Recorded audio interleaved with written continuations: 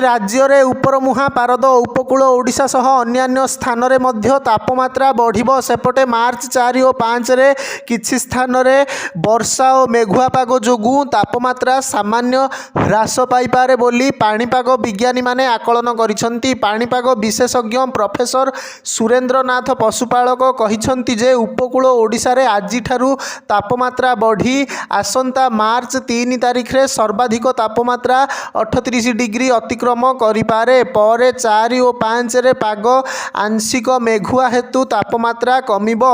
अन्यपटे रातिर तापमात्रा क्रमशः बढ़ी 5 तारिख सुधा प्राय 3 डिग्री बढ़िबो। सेहिपरि दक्षिण आभ्यंतरीण रे तापमात्रा क्रमशः बढ़िबो। उत्तर आभ्यंतरीण रे 3 तारिख सुधा दिनर तापमात्रा प्राय 3 डिग्री बढ़ी पारे।